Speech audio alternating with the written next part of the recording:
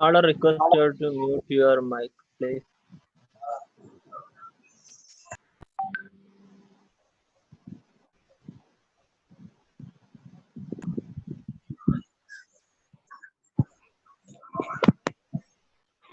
Is it live now? Yes, I did enable the live sharing.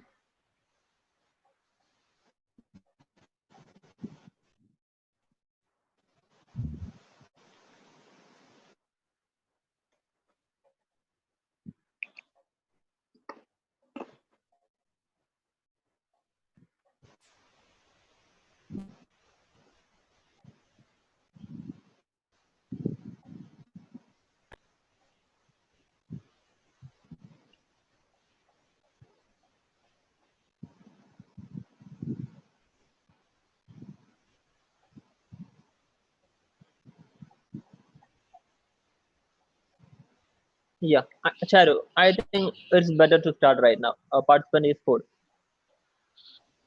so we don't need to wait anymore. And the Facebook Live is working? Yeah, it is live. It is live. Okay. So we will go for it. Okay. All right. Good evening, everyone. I'm Charu Ramanathan. I was born and brought up in Kochi, Kerala, and I went to Model Engineering College to do my biomedical engineering undergraduate degree, and came over to the United States to Cleveland, Ohio, Case Western Reserve University for graduate studies, where I pursued both master's as well as PhD in biomedical engineering. And this was back in 1995. So internet was just coming up, and as well as the potential for biomedical engineering was still on the up and up early stages. So in 1991, when I joined the program, I wasn't very clear on what the potential would be, but my outlook was that engineering life-saving devices would always be a need, because medical science hospitals, they run not just because of doctors and their manpower, but also equipment that helps doctors do what they need to do on a day-to-day basis. And that extended from the simple thermometer to a ventilator, which has been so popular and so important, especially in COVID times. So starting from that point of view, I realized pretty quickly through the lack of materials and books through my undergraduate education that maybe an international perspective was necessary, and that's kind of what drove the decision to move abroad. And as I pursued my graduate studies, I was very lucky to work on a technology that, can you hear me?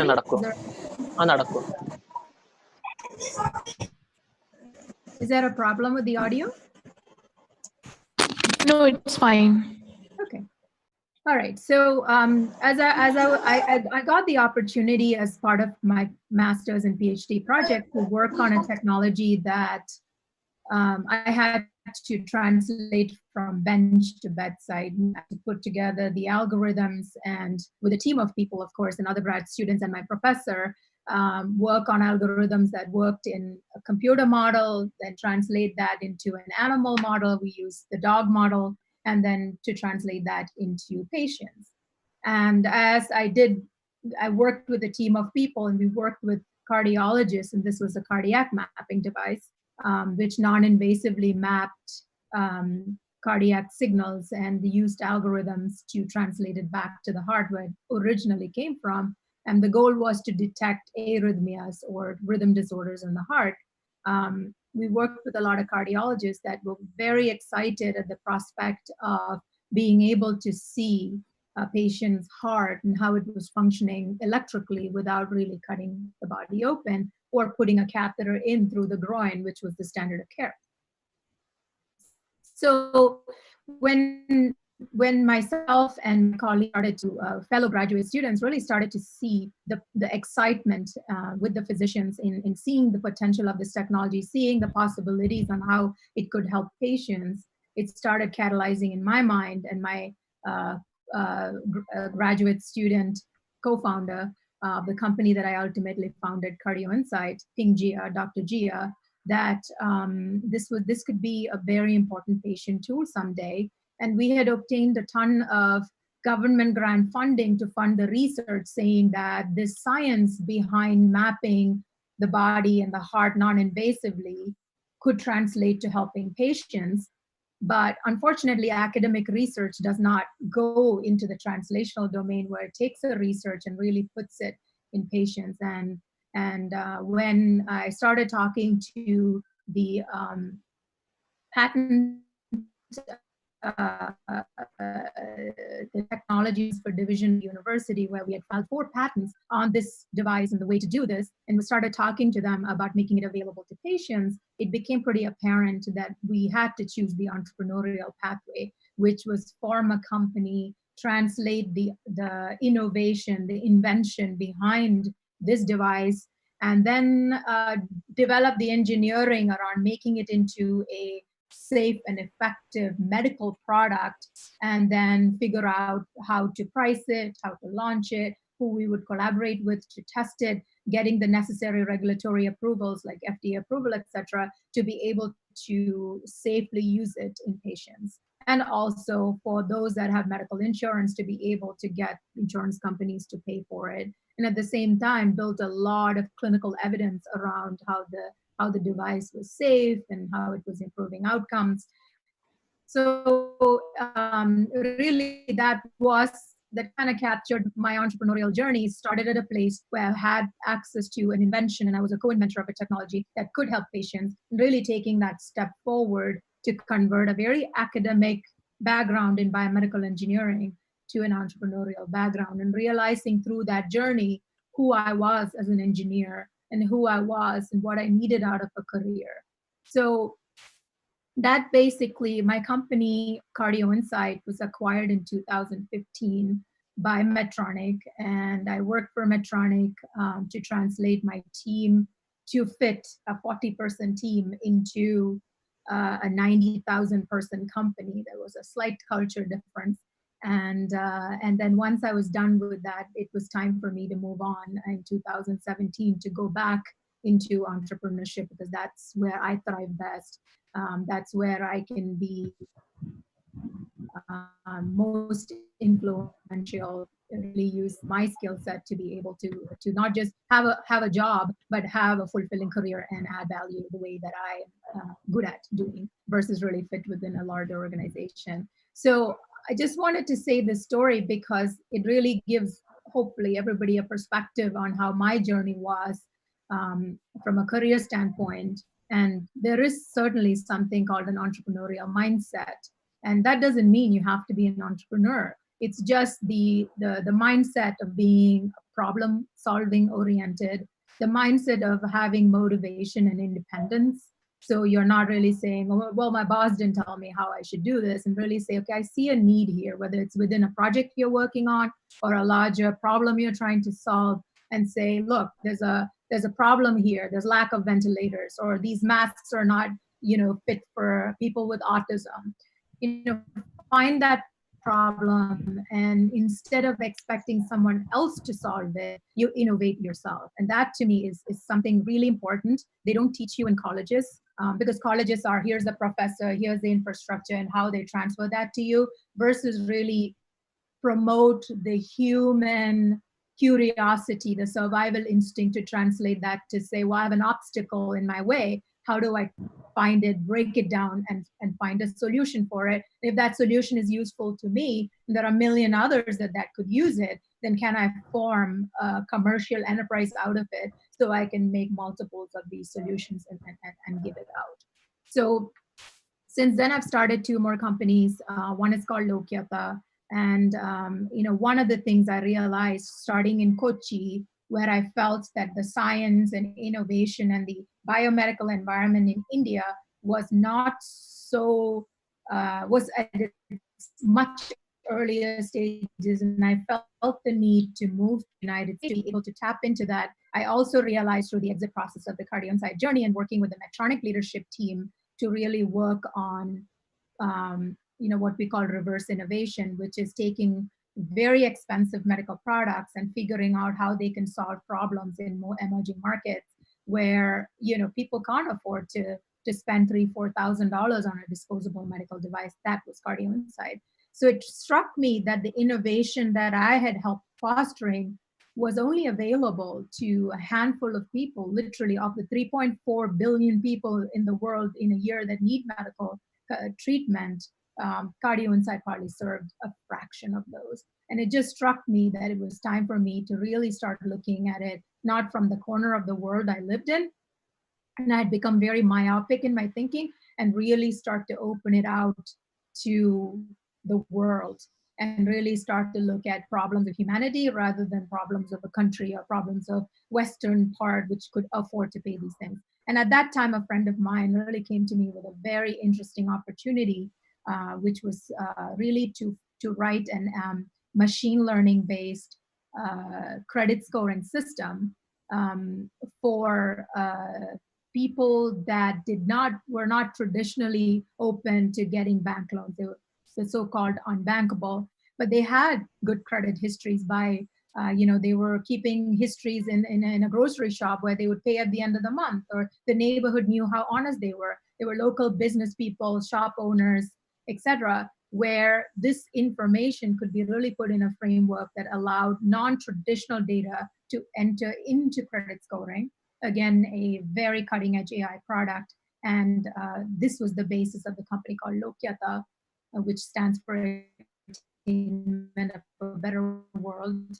And I ran the company for a year and a half, and now the company is in Washington, D.C., where it's really able to use that to connect with the rest of the world. And really, we're in a few African countries, entering India soon, and also in any place where you need an advanced machine learning credit scoring system to get people that are not getting credit these days to get access to credit so they can start businesses or put a roof or send their kids to school and things like that. So very, very proud of that company. I'm still involved on the board as the chair. Company's doing extremely well, and really a proud moment for me personally as well. And then, I really wanted to take what I'd learned from the healthcare system and understand the gaps in the healthcare system. And as I was getting older, and I had 2 children, teenagers that were, that as a parent, health issues, learning issues, etc., as well as my own parents and myself getting older, my spouse and people. I started, as being a healthcare background, I started getting a lot of questions. And I realized that even for myself, I was doing Google searches all the time, trying to find out, what is eczema, what is asthma, what is diabetes, how can I, what is neuroma? Why is there neurological pain that doctors are not able to find? And I realized very quickly with my co-founder and my head of product development at Cardio Insight at the time, as we were transitioning out of Medtronic and really transitioning out of Nokia, that there was a need for a social platform that was just like you had LinkedIn for professionals, and you had Facebook and TikTok and all those things for sharing multimedia as well as connecting with people. There was no safe and non-judgmental anonymous platform for health where we could say, what, doctors, healthcare system, they're doing an awesome job, but it's centered around their lives. It's centered around how to optimize them. Whereas who are the consumers of the healthcare system? They are patients, right? Can you imagine a car dealership or an electronic dealership that says, well, this is how we do things. Consumers, you can do what you want. This is all we're going to sell. The business won't run. Whereas the healthcare system says, well, this is how we do things. Patients, take it or leave it. Of that, we got to change that balance. So that's exactly what we're working on with Vital Exchange, which is the exchange of vital information between patients matched with other patients, as well as patients matched with the healthcare system, providers, etc. But imagine the patient at the center of their universe and connecting to everything they need. And that is the world that we've envisioned. And we've started that journey with the world of intellectual and developmental disability, autism, spina bifida, cerebral palsy, and a whole wide variety of intellectual and physical differences that people that are in the spectrum or people on that journey, as well as the people taking care of them, get the best possible outcomes with respect to medical care, as well as the social support systems that they need. And we will be expanding to other areas of health like diabetes and cancer, etc. So I'll stop here. That's kind of my story as fast as I can tell it. And I would like for this to be an open dialogue. So please ask questions. Anything else you would like me to share, answer, that'd be great.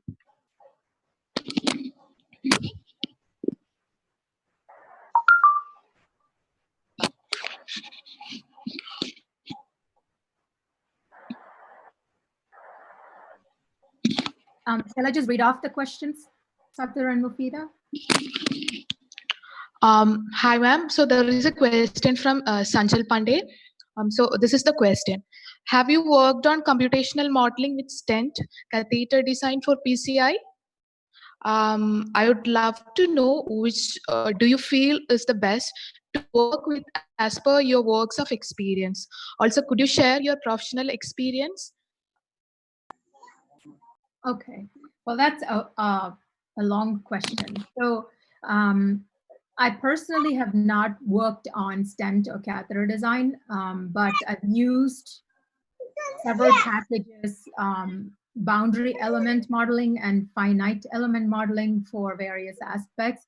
But I do think one of the key things as a biomedical engineer that you don't get kind of orientation to, which I had to learn pretty much my entire 18 I was at Cardio Insight, was the medical device design to make a prototype into a product, and how you put together the process, the documentation, the testing infrastructure, the verification and validation infrastructure within the quality system, so that quite simply you say what you do and do what you say, so that the device works as intended, which is we write down the requirements and really start to put together the features in the device according to those requirements, and then go back and test and see whether those requirements are indeed working. And then you put it in the hands of your user, whether that's a physician or a patient, and really see if they're using it in that way, and are they making some human errors that could result in the malfunctioning of the device, which is the validation part.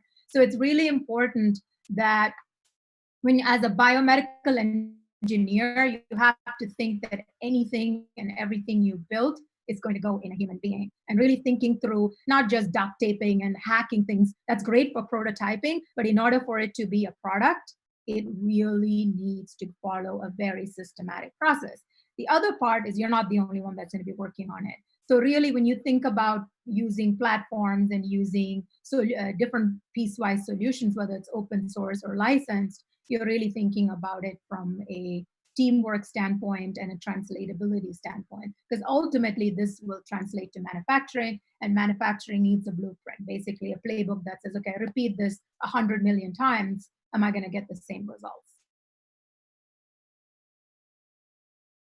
Does that answer your question?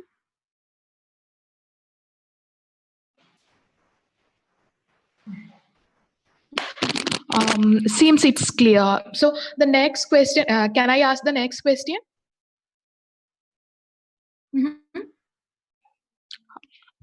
Can I ask the next question, ma'am? Yes, please.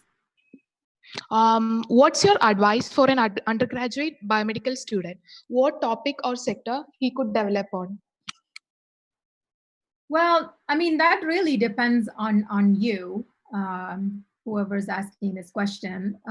What are your strengths and what are your interests, and how deep do you want to go in it? So, I mean, if you're an undergraduate student, you are likely, 22 years old, 21 years old, and most likely you haven't figured out where life should take you most of the time. Well, I had no idea. So I would say that expose yourself. And one of the key things is, don't focus on things you can do and what, but focus on the why. So in other words, get mentors, talk to people that can really explain to you kind of the direction of the field and really help you think through what it is that you want to get out of life as well. So that's a key point of entrepreneurship too, is if you're really thinking about innovation and entrepreneurship, it is a lifestyle. And it takes a lot out of you because you're really not able to clock in. Morning, I go in 9 o'clock, I come back at 5. It's not like that. You have to give your heart and soul into it. And most of the time for me, it was like my third kid, always at 2 other children. So it makes sense to really figure out, surround yourself with mentors and advisors that can figure out who you are as a person and what are your goals in life, and make sure the career adjusts to that.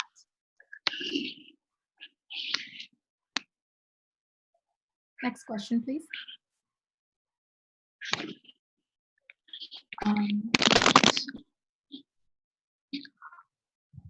Ma'am, so the next question is, what kind of computational modeling did you use? Was it something like COMSOL, Synopsys? How do you integrate within Solution? Which CVS simulation or design have you been working at recent? We did not use an off-the-shelf package. We actually developed it ourselves. We first prototyped in MATLAB and then moved it to C# platform, which was a commercial platform. More recently with both my companies, which is less about computational modeling and more about machine learning, we've been using, Python and Elasticsearch and things like that. So like I mean, other than a project that I did back in '95 using ANSYS, I think, I'm not familiar with that space at all.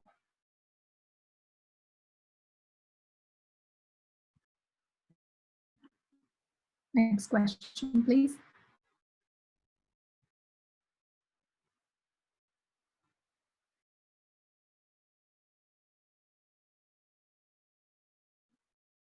Next question, please.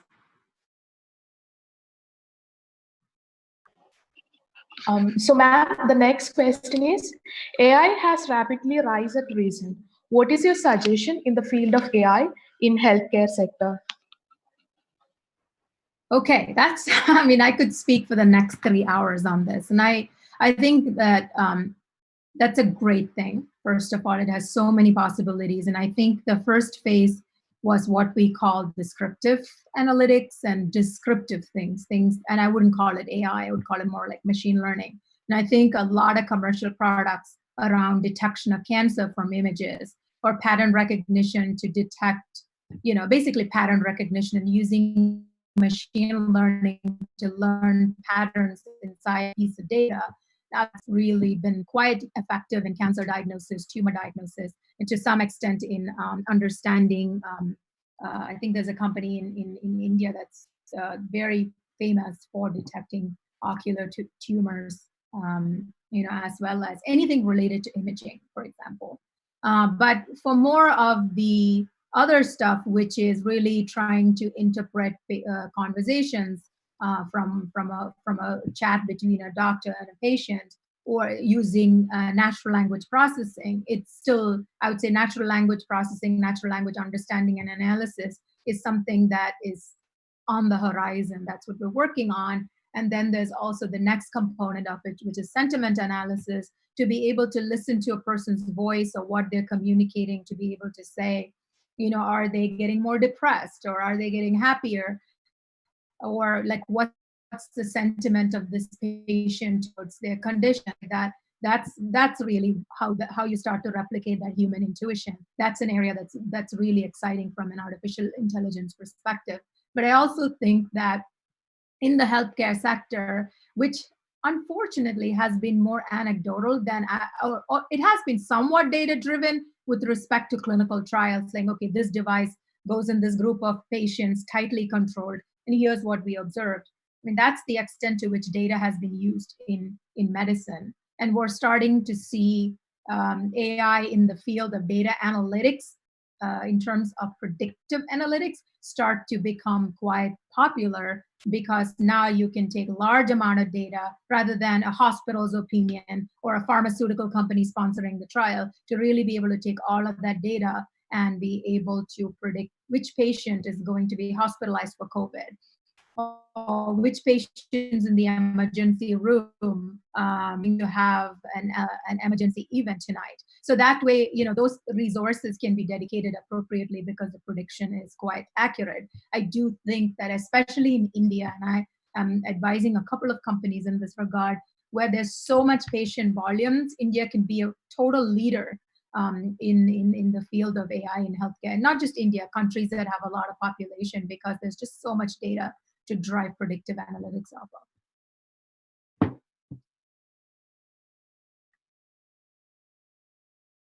I'd say if you're interested in it, the time is just so perfect. Okay, next question, please. Ma'am, so next question is some general kind of topic. It's like, what are the skills a biomedical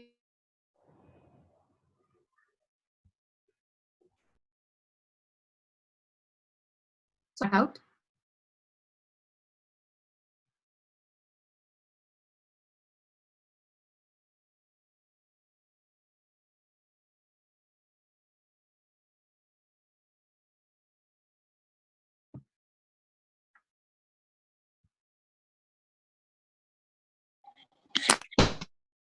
Hello?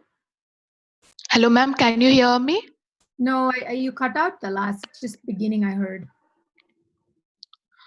Ma'am, next question is some general kind of question. It's like, what are the skills a biomedical engineer should have?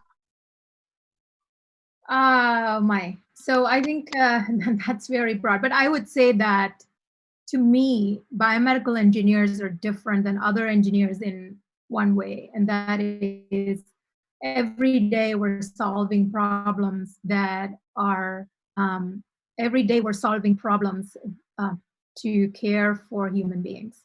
So that compassion has to be there as you're doing your everyday jobs. And I think the best, my team members, take a look at Vital Exchange, and what they've said about joining Vital Exchange is really being part of that bigger picture, bigger mission, that I'm using my engineering skills to do better for medical science, for humanity. And I do think, to me, that's the most important piece. That's 50% of the game. Your technical skills is the second part.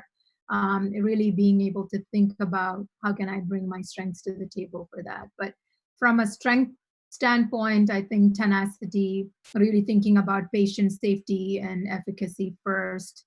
Like I said, other than, like, for example, imagine you're in aeronautics or aviation, and you're not thinking through the quality process of it. But in terms of medical, that's also the case. Everything that you design is going to go in a human being, and really thinking that from day one as you're building it is a very important philosophical mindset to have as a biomedical engineer. Next question, please.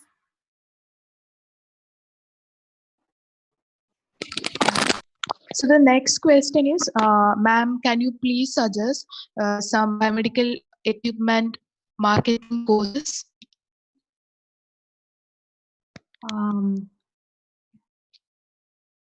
Courses? Well, marketing courses. Okay, so I think, like, my go-to in terms of courses are online courses. I don't think I've done any marketing courses, but at least from any type of modeling or looking at market trends in AI, for example, used Coursera. I've used mostly Coursera, and I'm trying to think, Udemy. Yeah, these are the two that I've used a lot extensively to be able to do that. I try to get as much free courses as possible, and so I do believe that that you don't really need to go to a course to get it done. In fact, you can audit 5 different courses from 5 different universities anywhere in the world to be able to do it. So I'd say look at free online courses. Even if they're paid, they're not that expensive. The other thing I would say is, again, talk to people. Like, it's amazing. It's only so much you can get from a course. If you can find, either through your personal networks, professional networks, LinkedIn, people that you can talk to, that you can brainstorm with, other professionals in the field that have done this before, you will learn so much. So don't shy away from talking to people and mentors. Next question, please. So the next question is how to get a job in regulatory sector. Is there any degree that you can recommend to have a career on regulatory? Can we make good pay in regulatory sector? So that's the question. I mean, that depends on which country, whether you're talking about the quality or regulatory side of regulatory sector. So quality means it's internally focused. You're really developing the infrastructure and the processes and the testing infrastructure for your device. Regulatory, which is the other side of it, really says, how do I prepare? How do I take this infrastructure and the data and the needs of a regulatory body, like in the USA, the FDA, and be able to put together the funding and the paperwork that really shows that that the quality, the safety, the efficacy of the device is indeed as warranted. And here's the engineering data that supports it, and here's the clinical data or animal data or bench data, some sort of testing data that supports it. So in that framework, I think that what I have seen, unfortunately, is great engineers do not end up doing regulatory things. But there's enough. So in the teams that we've set up, let's say for Cardio Insight or for my company now, we really try to have enough overlap between the engineering team, which is on the innovation R&D side of things, and the regulatory team and the quality team, so that both sides understand. The engineering team's not throwing something over the wall saying, okay, you guys deal with it, and vice versa. So I think from a career standpoint, if you really are interested in a regulatory career, I would say try to be a good engineer. Choose the entry-level engineering jobs, and then understand how that regulations are coming in the context of it, and then move into the regulatory job. What I have seen is for engineers that have directly gone into regulatory jobs, actually poor in both functions. So just my opinion and my experience. Okay. Hi, ma'am. Can you able to hear me? Yes. Ma'am, what would be your advice to someone who wants to pursue his or her postgraduate or PhD degrees in abroad from an Indian perspective? I mean, again, you know, a degree is a degree, right? So in my situation, normally back in the 90s, when people were doing PhDs, it was to pursue to become a professor, right, of biomedical engineering. And that's totally the opposite of what I did. But again, do higher studies if that is what interests you. You can afford to do it, and whether that's a good logical step in your career going forward. My view on education and how the world has changed a lot. I don't really think you need to go to a university and sit within the confines of a university and pay large amounts of money to be able to learn. Okay, you can do this on your own. And the internet is a big playing field, and like I said, learning from a mentor who is in a commercial environment is way more valuable than learning from an academician in a university environment. So having said that, if you really want to go into very cutting edge technology, biomedical technology that is not in commercial domain. So for example, sentiment analysis in AI, for example, then the PhD is really, really helpful, because you're able to attach to a cutting edge research institution and a researcher, professor, that you can contribute early stage, pre-commercialization research. So you're able to move that forward. So ask yourself, what is it that you need from your career, and what interests you? Are you interested in that early stage, new, not yet a product, or are you interested in building translational research, which is closer to the patient, closer to the commercialization end of the spectrum, for which an academic degree, I believe, is not very useful. So from a hiring standpoint, I can give you startup employers' position is we don't care about academic degrees. In fact, I'd rather take somebody that hasn't finished college but has built 5 devices in their garage or in their home, know it inside and out, than somebody that's finished a degree but that has never with their hands. So I hope that gives you a good contrast. Next, Yes, ma'am. please. So, ma'am, the next question is Just a minute. in Okay, India just- startups possible? If possible, what kind of startup will be possible in biomedical sector? Charu, one more thing. Just click on your screen. I think FB Lab, it is not clear. Please click on your screen.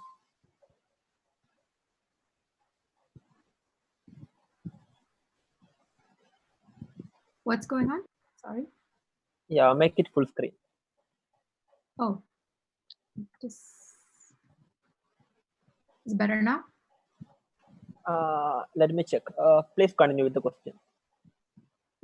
So, ma'am, the next question is in India startups possible? If possible, what kind of startups will be possible in biomedical sector? I will caveat that I've never done business directly in India. So my perspective is really from looking at it more broadly from a demographic standpoint, needs standpoint. So I'm going to equate startups to entrepreneurship. Okay, so India has one thing, India, and I'd say I speak to pretty much many countries in the world, especially Southeast Asian countries, Africa. The countries are very, very young. The average age is much lower. So that's awesome. I can tell you as a middle-aged person, innovation typically comes from younger, because you have less liabilities in life, less bounds in life, like children, jobs, retirement, disease, all of that. So elderly parents, all of that stuff, you're actually free when you're young. So number one, there's no reason why young countries and young people should seek the goals of retirement. It makes no sense to me that a 21-year-old that's graduating out of college is thinking about stability in their jobs. That's my opinion. That's what I told my kids. Go and work in a fast food restaurant or whatever till you figure out what you want to do with your life. Don't try to get saddled in a multinational corporation or a job that's going to make you happy. If it is just to eat and survive, you don't need that much. Okay. So if you really want to think through the startup idea and really be an innovator, do that. Don't listen to 500 other people that are 50, 60 years old that are in a different phase in their lives. So from that standpoint, young country, lots of population, lots of healthcare needs. Why wouldn't we innovate, right? We should innovate.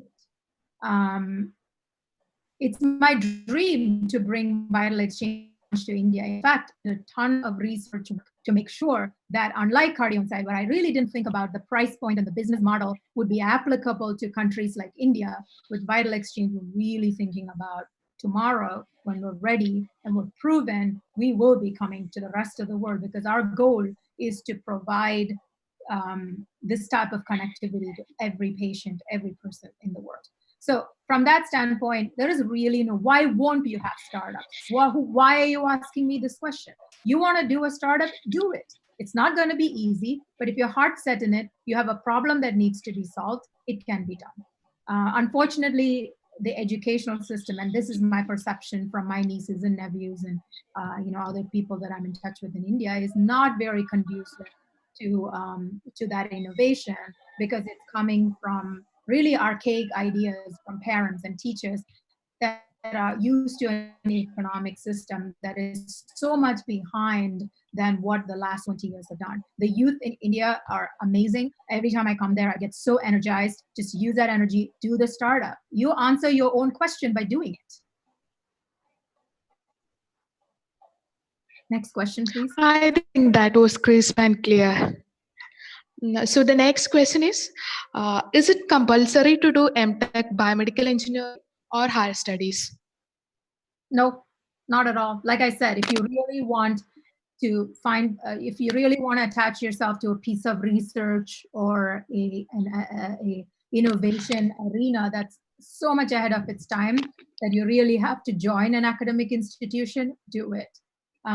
I think a lot of shift has happened in employers. Before used to be like, okay, in order to apply for this, you need a master's degree. I think that equation's changing because there's so much opportunity for engineers to do so many projects on their own that don't have to qualify it with a master's thesis or a master's project. So like I answered a couple questions ago about grad school, do it because the subject matter is of interest to you. I just don't think that, maybe it's different in India, but it's coming, is I just don't think that having a master's degree in your resume necessarily gives you a competitive advantage in the broadest sense.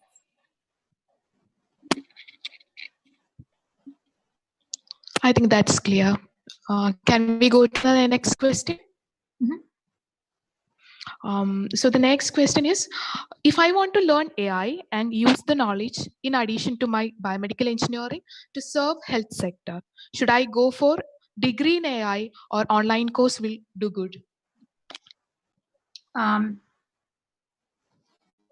Well, that's a tough question, because if with AI, at least from an employer standpoint, we're still trying to figure out that. But again, like I said, one thing you will absolutely win no matter what is do projects of your own. There's so many open source platforms there. There's so many things that you take on a project, whether you're doing it in a crowdsourced platform like Turk or there's like numerous platforms. Nothing comes to mind exactly now, but try to join the community of people that are solving AI health problems. Do the crowdsourcing. There's plenty of competitions. Get yourself some practical experience. Do not go for the label. Masters in AI means nothing if you have not written a single piece of code or solved a single problem. Because what we try to look at, even from a startup standpoint, or from whether an investor is going to invest in your company or an employee is going to hire you for an AI job, question is, what sets you apart from everybody else? What sets you apart is you've used AI to solve the problems. You're not just talking the language in course language, but you actually have done something in the field. Very much like 25 years ago, the computer engineers that actually were superstars were the ones that learned to code when they were 12 years old. Not degrees and diplomas. So I would say try to get as practical as you can. There's enough problems to solve. The internet is your friend. Take on a crowdsourcing problem and show in your resume that you're able to do something with all these new AI techniques. Yeah. Next question, please. Ma'am, can you hear me? Yes. Ma'am, what are your views on the rapidly evolving medical device, how to say, the medical device industry in future? So I think that's a very, very broad question too. But one thing I will say is this, is that 20 years ago, as we started to look, and it hasn't changed all that much in at least India when I was visiting a couple of years ago to really understand the lay of the land, especially through my alma mater. Can you mute whoever it is? I'm hearing a lot of noise.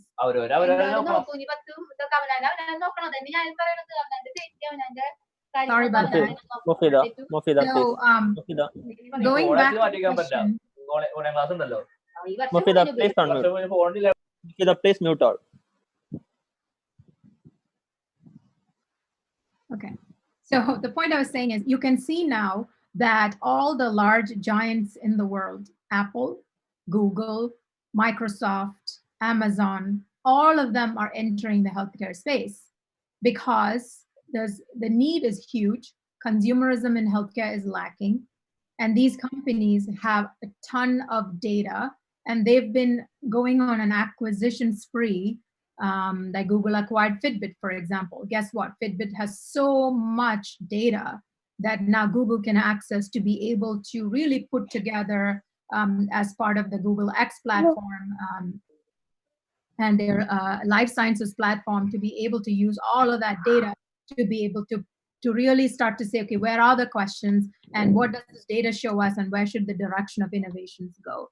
I do believe that the next 10 years in healthcare is going to be driven by these giants that are not even in the space. What does that mean for a career biomedical engineer is this, is that now we are going to compete with computer engineers, data scientists, who are now going to start solving problems in biomedical problems, healthcare problems. What does that mean? It means that when you finish a degree that's very narrowly focused in biomedical engineering, particularly focused on a very myopic aspect, whether it's imaging or electronics, you're going to be at a disadvantage to compete with these large companies that are going to hire, large cross-functional teams, 100, 50 computer science engineers, 25 data scientists, and then you've got to compete now for a position among those things because your application is overlapping. So what I would say is when you're really pursuing a biomedical degree,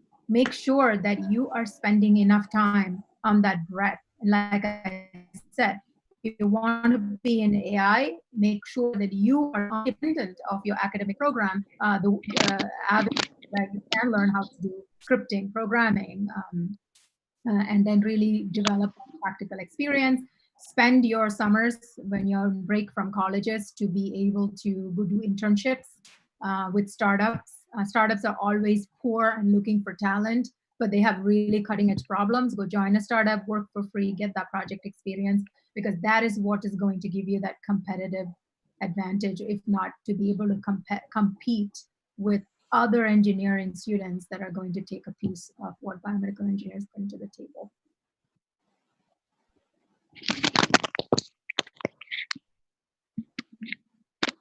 Any questions? Any more questions?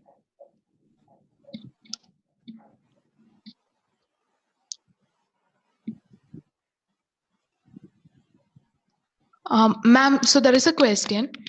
I have 4+ years of experience in service and maintenance field in healthcare sector. Now I'm planning to shift some higher end biomedical jobs. Can you give me some suggestions?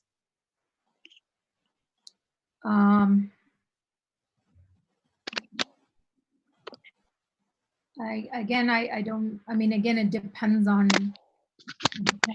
I think, one of the things that's kind of a little hard for me to answer is my perspective, and my guidance is always from a perspective of who you are as a human being first and where you want to go professionally second.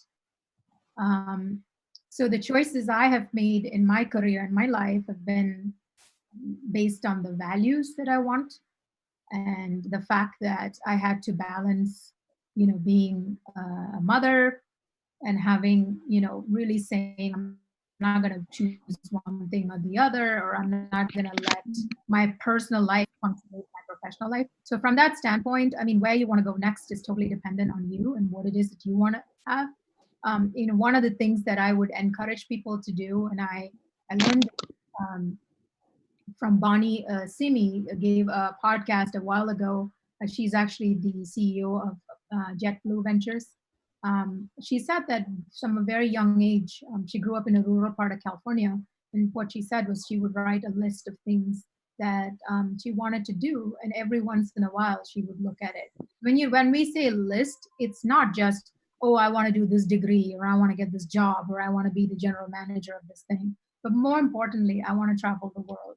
I want to run with the bulls. I want to live by the ocean. I want to have 5 children. I want to what are your values and what are the things that you want to do out of life is extremely important, because when you think about your job or your career, it will lead the way if you don't do it first. And some of us have the luxury of making those choices, and some of us don't.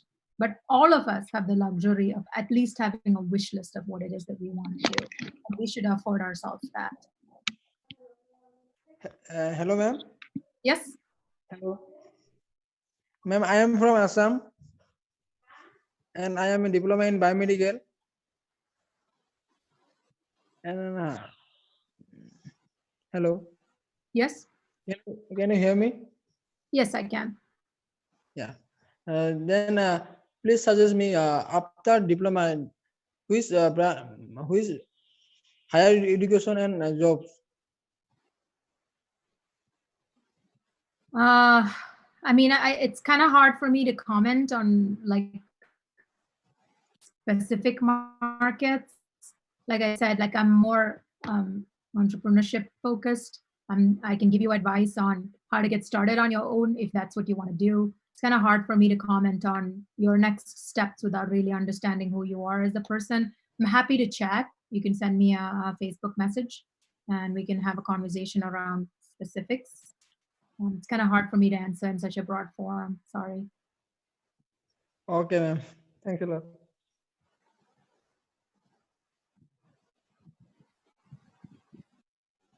Anyone else? So, ma'am, there is a question like, I feel like I like both business as well as technical aspect, but I'm not able to figure out what's the best role that can give me that. I'm a fresher and I'm quite confused.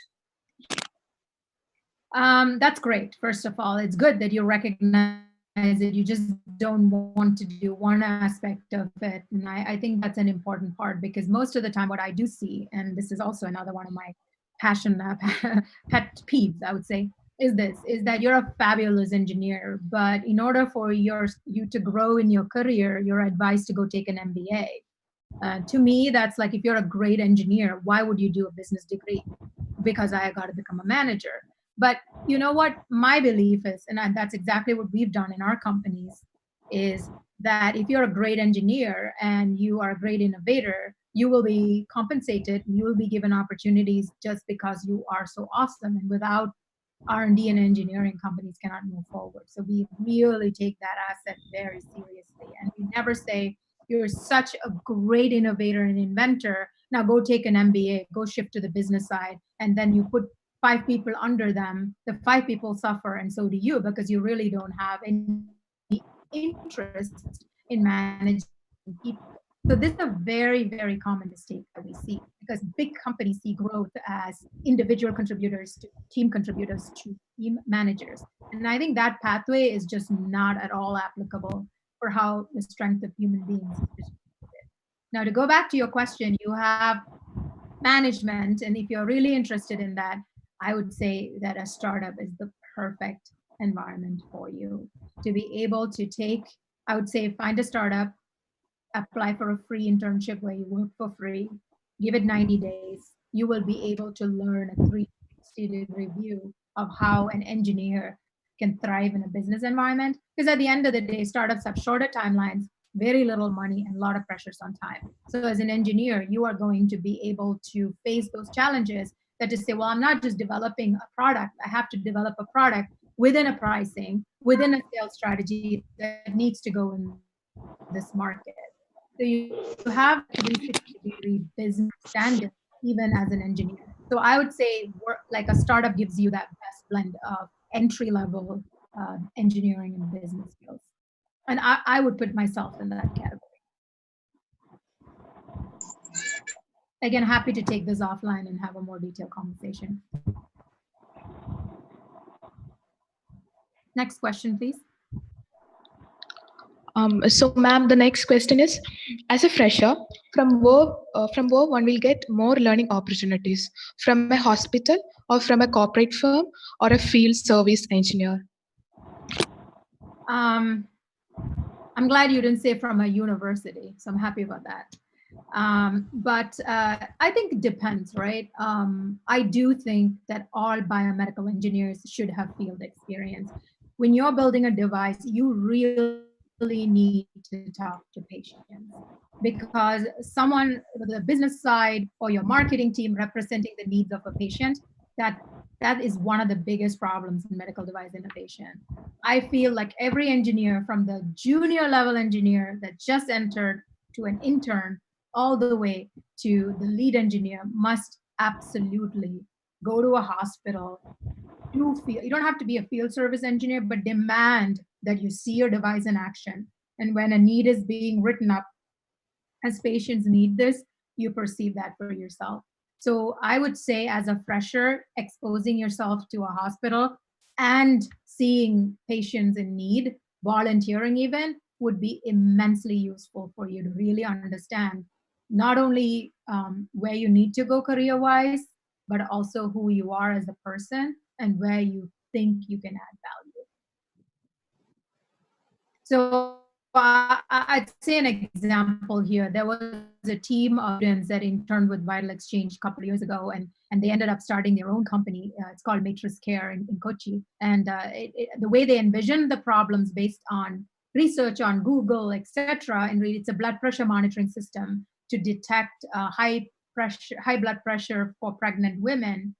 And when I said, go talk to pregnant women, go talk to the doctors that manage pregnant women, when they did that, it was immensely eye-opening for them. They're doing so well. I'm so proud of them. And that is the reason, is because when you go see that, then you really, as an engineer, see the problem that you're trying to solve, not your perception of the problem that they're trying to solve from the internet or from somebody else's relating it. So get yourself out there. It's always a good thing. Any more questions?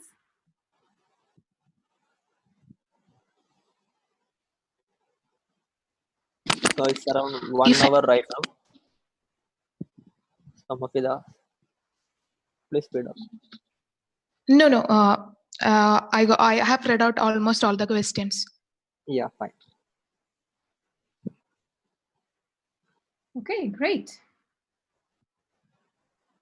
Would you like to say some concluding remarks, Satar or Mufida?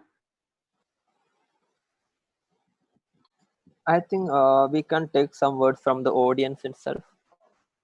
If anybody having some comments.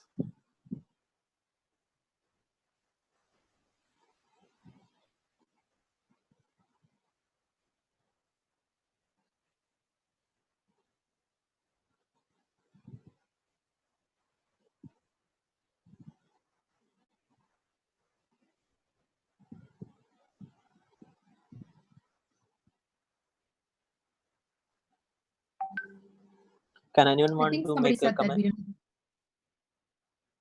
Sorry?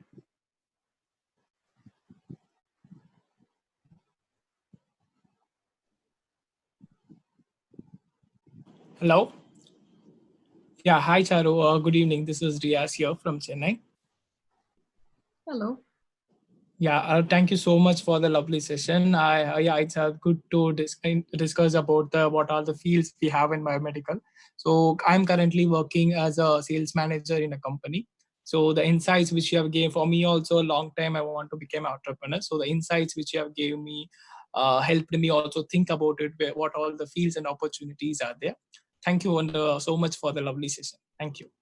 Oh, you're very welcome. Thank you. I see another question from a student that says, "Hello, ma'am, I'm married. I have a little baby. I'm still studying in second year biomedical engineering. Please, could you guide me how I should further plan for a job?"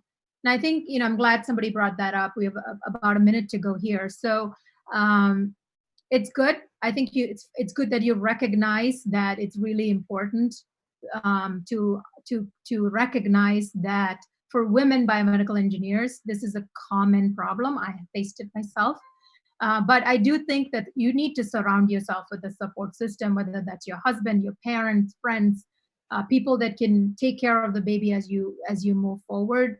I do think that contrary to what people talk about, working for someone else, that as in a big corporation that tends to have much rigid rules around leave and all that stuff, it was much harder for me. And in fact, that the fact that I had little kids really prompted me to be Entrepreneurial Pathway, because I could work around their nap times and the times where I did have care for them, whether it was my mother or hiring a babysitter. So I would definitely say startups are very friendly as long as you're doing the work whenever you can. They are very, very friendly to raising young children. But I'd say get a support system and see if you can work for a company that values your skill sets and allows you to work around that. It is hard work. I mean, when most other engineers that don't have kids are working 8 to 12 hours a day, as young mothers, you're going to be working 16 to 18 hours.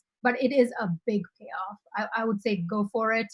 You will be an amazing engineer, and you will be very proud of everything that you've accomplished in your life, because biology gives you the capability to do it. Just do it. That's what I have to say. Okay. My research work is all online. If you do a web search for my name, or Cardio Insight, Vital Exchange, Lokyata, you will see pretty much, I have a pretty, I would say not to my liking, but there is, everything's on the internet that you'll find a lot of information. And if there's a specific paper that you want to see, just reach out to me and I can share it through Mufida or Satar through the Facebook page.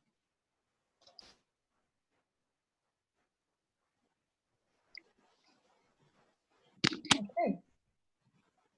And specifically, I'm very passionate about women entrepreneurs and women engineers. So for those of you that need to share notes offline or talk to me, do reach out to me through Facebook Messenger.